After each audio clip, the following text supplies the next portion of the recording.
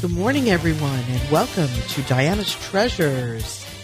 It's a day in the life of an estate appraiser and liquidator. I'm Diana Minotti, and my co-host, my husband, Perry Matrano. Hi, good morning. Good morning. Mm-hmm. You want to tell us a little bit about the gallery? Yes, we're located at Palm Harbor Village Way 15, Palm Harbor Village Way, right here in the city of Palm Coast, Florida, right here in Flagler County, 32137. If you're coming up 95 or going down 95 and you punch an antique shop and you hit our 32164 or 75 or 74 zip code, you'll take you right to our shop, and usually I'm there. We do get a lot of traffic of people along the way. Yeah, summertime now, people are on vacation, so they're popping by all the time. We're less than a mile off the interstate. Great place to stop. That's right. Recharge. Yeah, we've got some good restaurants right nearby. And also our website is www.dianafineart.com, and you can find us there. A lot of our information, Diana's... Well, we ask you to subscribe on the newsletter. We publish every Thursday, and it tells you the sales of the weekend and what's new arrival at the gallery. Right. So, and also it has buttons. You can follow us on, you can like us on Facebook. If you go all the way down to the bottom, you can push on the Instagram button, Twitter X, and you can connect with us on LinkedIn. So it's a great way to stay apprised of what we're doing, where we're going. We got our YouTube, right, with all of our shows on it, so you can really watch and learn a lot about what antiques and collectibles are all about. But today's show is much more unique because it really entrenches down into what you were doing to get started in the business, which is to take care of people that are going through either a difficult time, whether it's a downsizing, a passing, someone who just is going back to live with their children. And this is what we do for a living. And the antique shop is, of course, selected items that have come to the shop because we're an art gallery, fine art, antiques, and collectibles shop. But today's guest, we have Ann. Is it my turn or your turn? Go ahead. All right. Ann Hardick from Dignity Memorial of Flagler of Volusia County. And Ann, why don't you tell us a little bit about yourself? And Diana has a bunch of good questions for you. Absolutely. I am the area sales manager for Dignity Memorial, and my team helps families, just like you were just referring to, helping families through difficult times. We do that as well. We help a family that's had a loss. We help families plan ahead to try to remove burden and stress off of their families. Locally, we're here at Craig Flagler Funeral Home and Memorial Park on Old Kings Road, and it's actually a Flagler Beach address, but I think we're just about on the line of Palm Coast there. That's a beautiful place. It actually really is. I have two friends there. It's beautiful. Yeah, it's beautiful. And that park has been open for more than 100 years. Wow. Y'all love history. There's some bricks that are there that go to the original road that goes all the way to Sault Ste. Marie, Michigan. Wow, the old brick road. Yes, they're part of the park there. So we've got lots of ties to history in that park. And some of the founders of Flagler Beach and Palm Coast are buried there.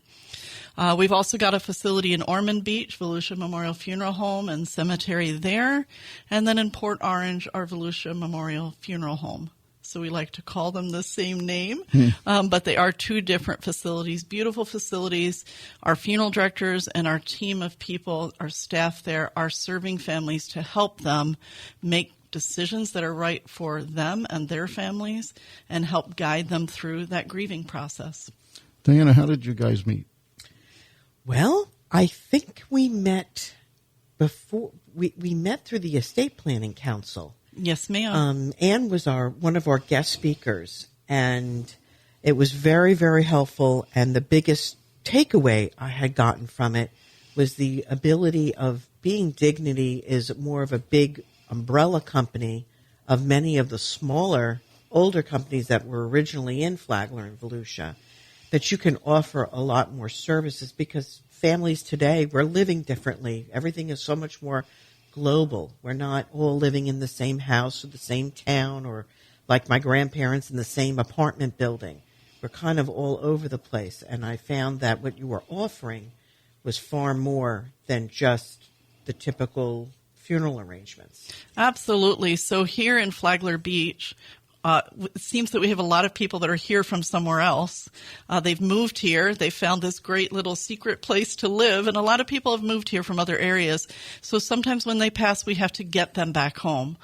So that happens. We also have families who move here and they want to transfer arrangements here. So we do that. So we can transfer arrangements, whether it's funeral or cemetery, anywhere in the United States, Canada, or Puerto Rico. Should someone be living here and maybe life throws them a curveball and they've got to go live with family somewhere else, we can transfer their arrangements there. So it's a really great system that we've got in our network to be able to help families that maybe life does change a little bit. Well, things that you don't think about. What happens if you go on a trip to Europe and you pass away? Absolutely. And you know what? That does happen, sadly. Cruise ships, it happens. So now we're in a foreign country and we've got that country's laws, regulations, U.S. laws, regulations to get back. We offer a fantastic travel plan for people who are traveling. Should they pass away, it's one phone call from the family. Medical aviation company comes in. They do all of the paperwork, cut through all of that red tape. They do all of the care of the body, and they get that person back home. So even if they're being cremated, we're going to get their body back home, let their family see, yes, mom or dad are the ones that came back home, and then cremation would be done here in the U.S. So, I mean, the show is not just about death. I mean, the show is about celebrating life, and we have some very interesting stuff for show and tell. We'll get to that later. But would you like a little known fact about Perry? I know you may know, or maybe you forgot, but I don't know if you remember. But there were many years ago, a family member owns a funeral home in the Bronx, a Giordano funeral home, and I expressed interest to be an undertaker. Okay. But not the embalmer. I like the director. Sure. I really thought that when I witnessed what they did with my grandfather, it was very, I was young. I was very young. But what the person was saying on the other side of the desk was so impactful to me at the time that I felt like one day I would like to do that. And then I got other visions, which would have been probably to start with one funeral home and have 400 would have been the growth plan, okay, as a business person that I am, but, neither here nor there about that. But anyway, that I felt it, and I actually worked with them for a little while. Not at that funeral home, at another place, but it was very interesting. I learned a lot, but I also watched how the compassion that the person can give because of the understanding. I felt it was very, very It's a bit of a calling, for sure. I guess so, yeah. And they truly, at the end of the day, everyone on my team would say, I feel good about the work that I do because I help people. Mm. And it's one of those, I guess, jobs or positions you really don't think about that's out there. Yeah. But you either really fall in love with it like you, where it touched your heart. And Diana deals with everybody right up at the front. But before we moved to Florida, the Balsamo funeral home, the Balsamos were very, very good friends, and we would, meet and hang out at the office because he had to take calls or whatever. And you don't think about it. There's a lot of people, I can't go in a funeral parlor. Sure. I can't go there. And yet it was very warm and inviting for us as friends, and we would be there, and we were always talking about pre-planning, and I had my casket picked out, it was black cherry with the pink interior and the gold. It's something everyone should do. Well, yes. Pre-planning. Let's talk about that and how important. I mean, when I meet people and we look at their contents, and I always say, you should have an inventory and an appraisal so that your children and your family know how important these particular items are to you and what you want to happen to them. And I think pre-planning your own funeral would really take the strain or stress off the family of, am I doing the right thing? Is this what they wanted? What's the process? Well, Diana just touched on a really important thing. That's actually the number one reason why people do plan ahead, is because it does take burden and stress off the family. It is going to be the worst psychological, emotional, everything draining physically, the worst day of a family's life. To have decisions made in advance on a day when none of our brains works right, and a family can just say, Mom or Dad made a plan, we're going to follow the plan. It gives them a gift, peace of mind. Absolutely. They know they're doing the right thing. They know this is what that person wanted. And that's important to a lot of us, too, to get what we want and not get what we don't want. So pre-planning takes care of that. It also is smart financially because we all need this. This isn't a maybe. This isn't a I might not need this or I might need it. We all need this. We just don't know when we're going to need it. So when we can do that ahead of time, what we're doing is we're blocking inflation. We're locking in at the lowest possible cost for something that we're going to need in the future. And it's going to cost more in the future. But for those who have been smart financially and planned ahead, they're not paying that difference. And there's great convenient payment plans for every family, so everyone can afford to do this. Now, Perry, you were asking, what is the process? So what we do when we sit down with a family is we start to reflect on the things that are important to them. Most of the times people talk to us about their family, their loves, the things that they did in life that made them laugh and smile. And sometimes it's about jobs. Sometimes it's about traveling. Sometimes about collections like we're going to talk about today. And we begin then to record those. We've got some great tools. I'll show you one that is our personal planning guide.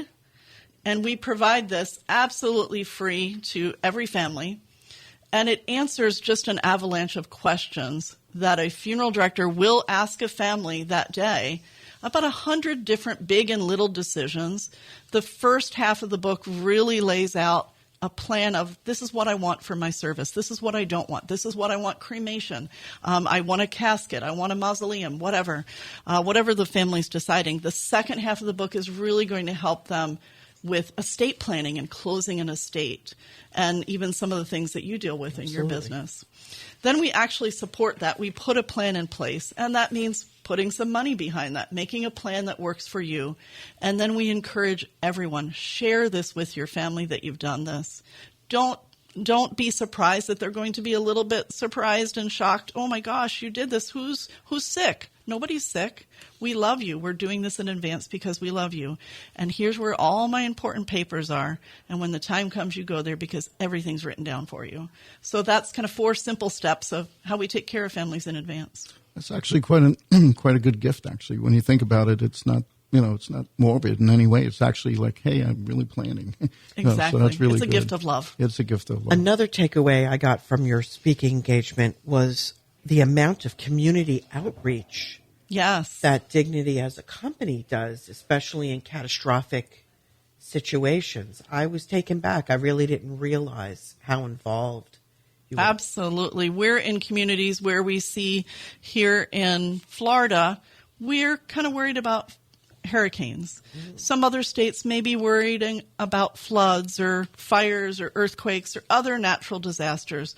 When that does happen in a community, we flood that town with resources and people and money to help them get back on their feet. And so being a large company that we are, we're able to do that. And we're going to give back in a lot of different ways.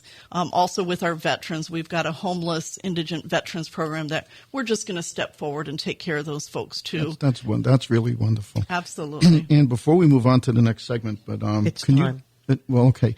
Ann, tell us again who you are, phone number, website. Make sure we get all that for people. So if you can go ahead and tell us. Absolutely. So again, my name is Ann Hardick. I'm the area sales manager.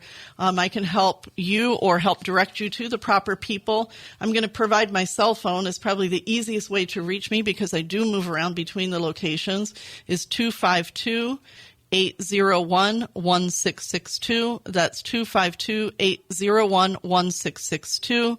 My email would be ann.harduk, that's ANNE.HARDUK @dignitymemorial.com. All right, awesome. All right, Diana, so we are, in my favorite part of the show, which is show and tell. Yes, we are. And where would you like to start? Because we brought in a lot of items, but maybe we should start with our guest. All right, because I think that would be really cool to start with our guest. Of what? Okay, because we usually ask our guests, what is it that you collect? Well, Diana, you asked me this a while back, and I told you I collect everything. So picking something to share with you today was really hard. But some of the things that I brought you, to me, are ties to the past, which speak very much to what we do in a cemetery and keep families together, as well as what you do with estate sales and plannings. So I actually have my wedding picture here, and you may say, oh my goodness, life has been hard. She looks much older now. Yesterday was actually my wedding anniversary. Oh my goodness. Yes, with my wonderful husband who's put up with me. And I'll give away my age here, 42 years. We have been together. We raised 5 children together, 3 grandchildren, hoping for a few more. Kids, come on, get on that. But we've had a wonderful time. We've enjoyed traveling together.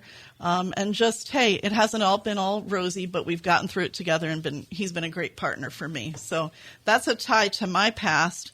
And then I brought you some lidded boxes. Some of these are quite old, and they're from Europe. And what's kind of cool about them is they have some inserts. So, Perry, I'm going to pass you a couple of those. They have some tiny little miniatures, and they just make me smile. Some are from Europe. I bought from a collection at an estate sale. There you go. Diana, nod to you. There you go. And some are actually newer. And Jay Strongwater is a well-known designer. And this little rabbit that we'll show in a moment is one of Jay's collections. So those were just things that made me smile. I've got about 50 of these right now. As we travel, if I see something that's a lidded box, I will purchase it. There's a little milk. Opens. Yep. There's a little milk carton in the cow, which kind of made me laugh a little bit. But then as I collect things on my travels, it reminds me of the trip when I look at it, and good memories.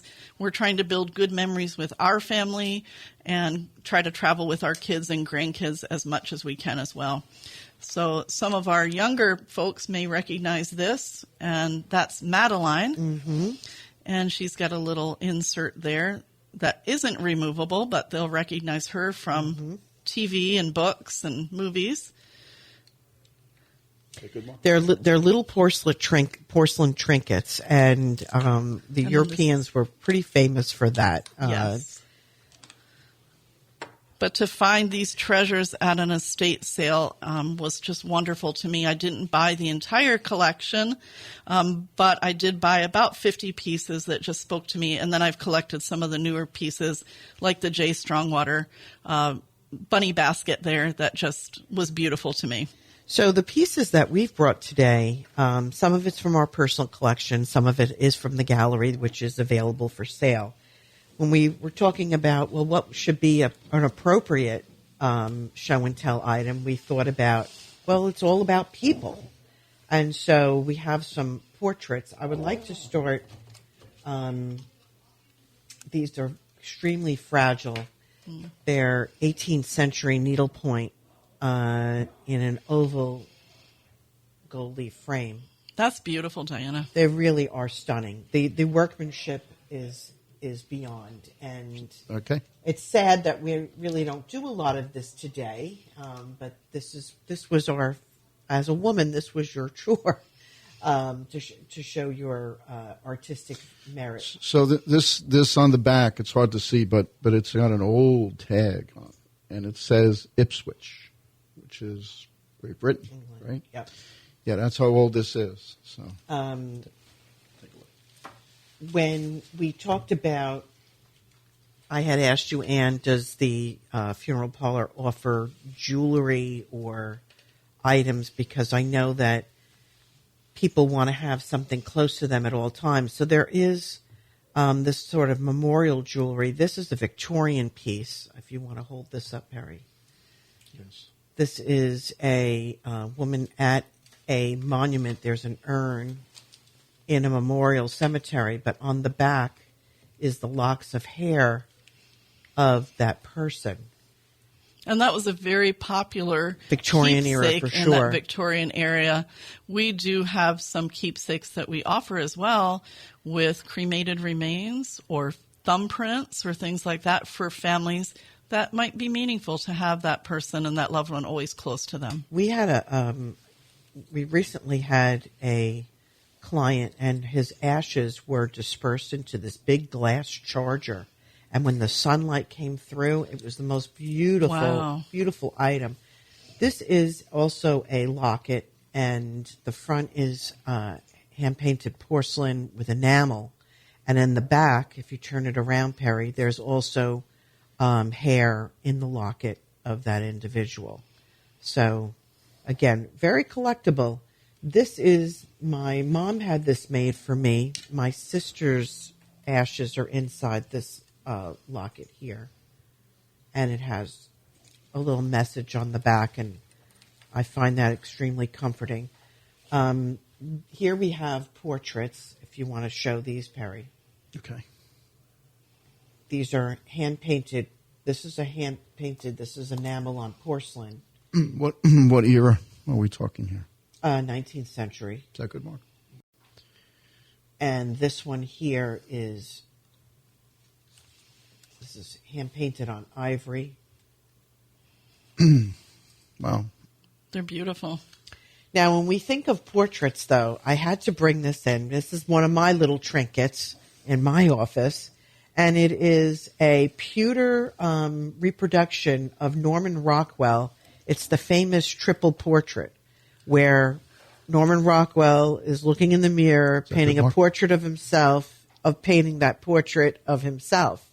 And I just get such a kick out of that. When we had our country home up in Austerlitz, Stockbridge, Massachusetts, his home, that little quaint town that you see depicted everywhere with all those people, it was like 7 miles away. We used to go over there for dinner all the time. That's precious. So can I talk about the Victorians real quick? Because, that was a kind of a crazy group of people in an individual way, I have to say. So we have a piece of artwork. Are we going to show the big one here first? Well, this was exceptional. The lady we did an estate sale. This woman had passed, and this was her collection. And she had an artist friend who was down and out, and so she was always commissioning her to do works. Wow. It's a stunning piece. It is stunning. So it's contemporary, but it looks like 18th beautiful. Century Rococo era.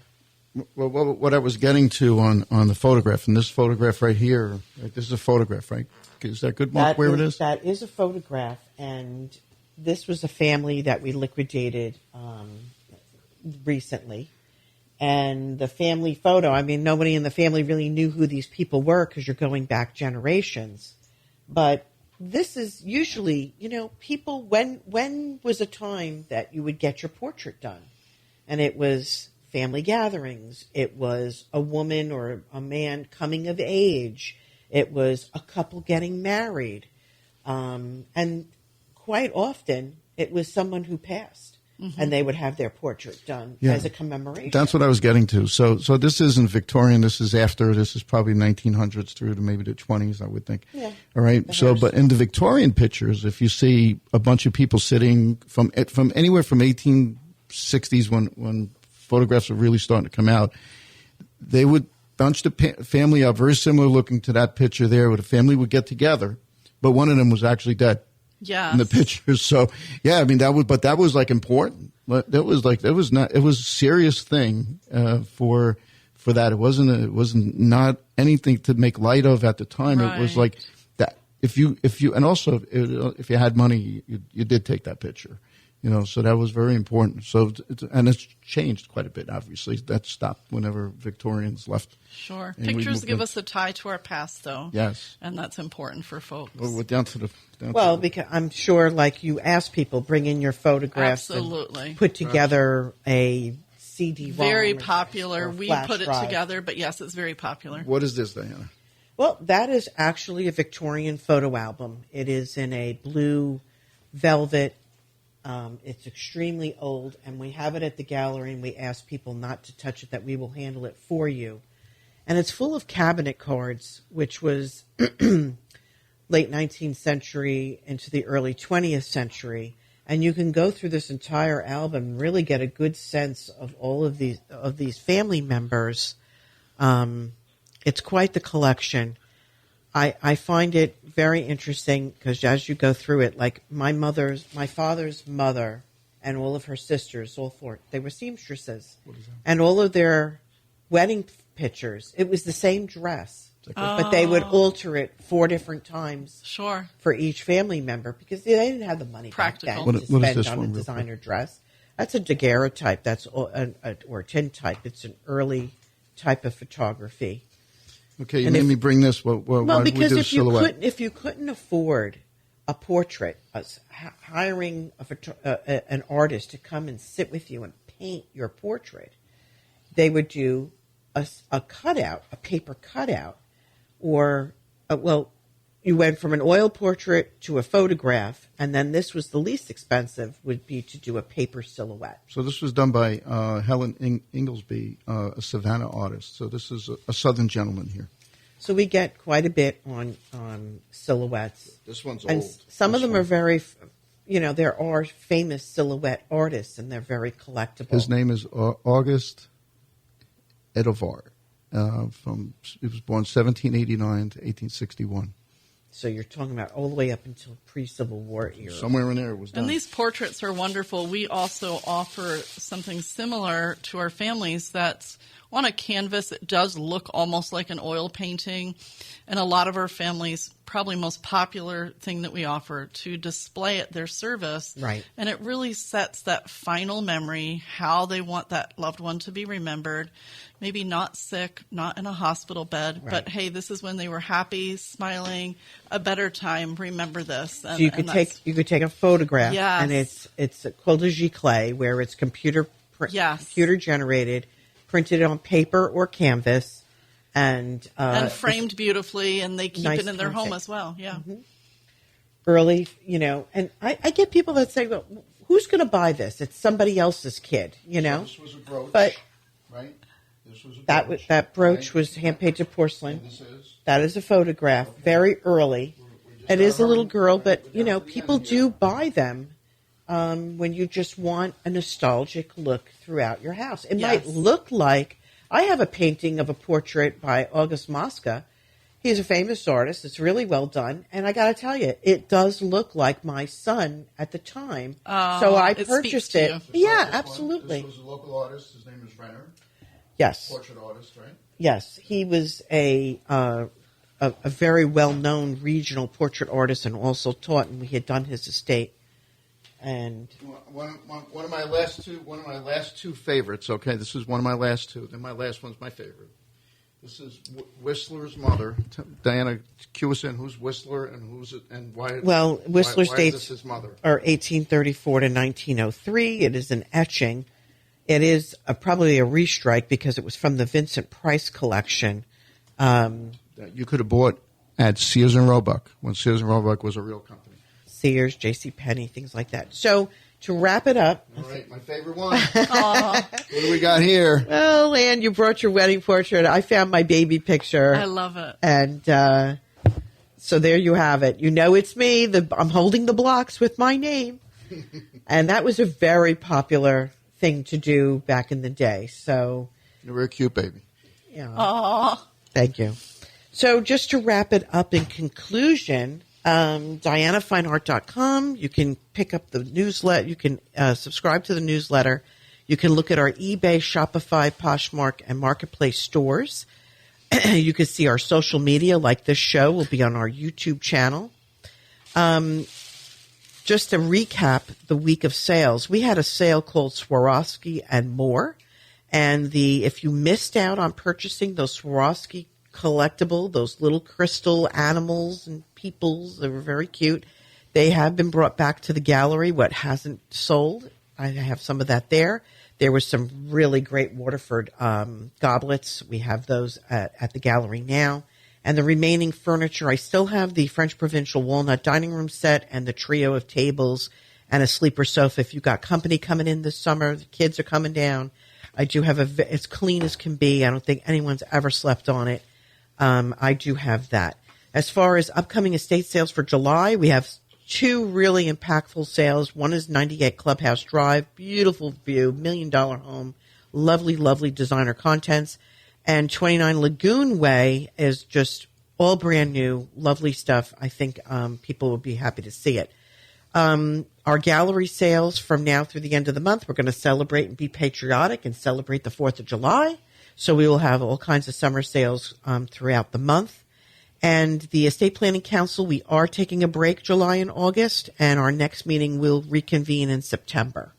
So that's all I got for you today. Okay, well, with that, Ann Hardick from the Dignity Memorial Flagler Volusia Services, we appreciate your coming in, and thank you for your time.